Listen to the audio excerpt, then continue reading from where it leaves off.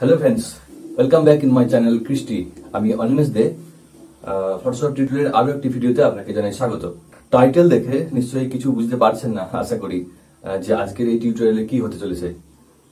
তো তাহলে প্রথমেই দেখিয়ে দিই চলুন যে আজকের এই ভিডিওতে কি শিখতে চলেছেন বা আপনি কি পেতে চলেছেন। তার আগে জানিয়ে রাখি আজকের যে ফাইলটি বা কাজটি হবে সেটা আপনি ডাউনলোড করতে পারবেন নিচে ডেসক্রিপশনে দেওয়া লিঙ্কে ক্লিক করে। আর ডেসক্রিপশনে দুটো লিঙ্ক থাকবে, যেখানে দুটো ফাইলের মধ্যে আপনি পাবেন টোটাল 8টা এবং 3টে, টোটাল 11টা ফাইল বা 11টা ছবি বলতে পারেন। সবগুলো থাকবে PNG ফরম্যাটে। আপনি এগুলো যে কোনো জায়গায় ইউজ করতে পারবেন উইদাউট ব্যাকগ্রাউন্ড হিসেবে। আর যেটা বলার সেটা হলো কি, যে এই যে ফাইল দুটি আপনি পাবেন ডেসক্রিপশনে, এই ফাইল দুটি থাকছে পাসওয়ার্ড প্রোটেক্টেড। তো আপনাকে সেই পাসওয়ার্ড পাওয়ার জন্য পুরো ভিডিও অবশ্যই দেখতে হবে। ভিডিওর মধ্যেই পাসওয়ার্ড শো হবে, দুটো ফাইলের জন্য দুটো আলাদা আলাদা পাসওয়ার্ড। তো পুরো ভিডিও দেখতে হবে।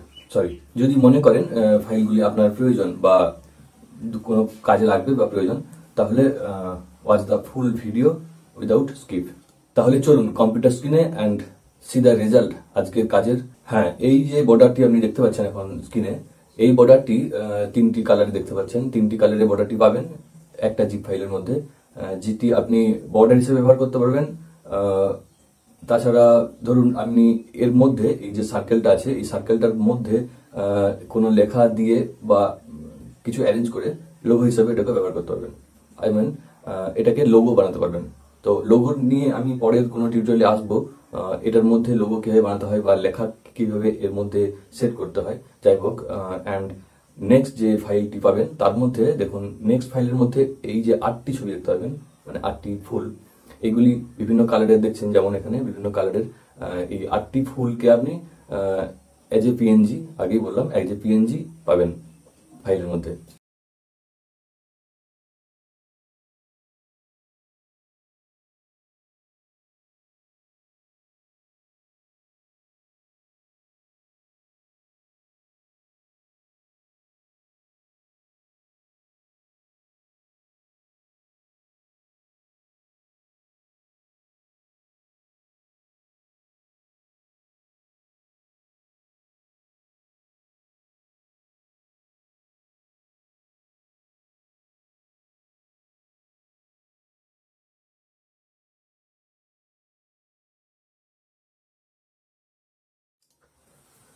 তো তাহলে বেশি আর কথা না বাড়িয়ে চলুন যা যাক আজকে টিউটোরিয়ালে কিভাবে কাজটি, মানে এই যে দুটি কাজ দেখালাম এগুলি কিভাবে ফটোশপে করা যায়। আর রিকোয়েস্ট করব, সাবস্ক্রাইব করুন যদি না সাবস্ক্রাইব করে থাকেন, আর তার সাথে কমেন্ট করে জানান কেমন লাগলো, বা যদি আপনার কোনো কিছু প্রশ্ন থাকে লাইক দিন, শেয়ার করুন, অ্যান্ড অবশ্যই সাবস্ক্রাইবটা করুন যদি আপনি চ্যানেলে নতুন হয়ে থাকেন। আর আজকের টিউটোরিয়ালে আমি কথা খুব একটা বলবো না বেশি, উইথ একটা লাইট মিউজিকের সঙ্গে চলুন দেখা যাক। স্ক্রিনের ডান দিকে, অর্থাৎ আপনি যে স্ক্রিনে দেখছেন স্ক্রিনের ডান দিকটা একটু খেয়াল করবেন। হটকি বা যে কম্পিউটারে কিবোর্ডে যে আমি কিগুলো প্রেস করবো সেগুলো ওখানে শো হবে।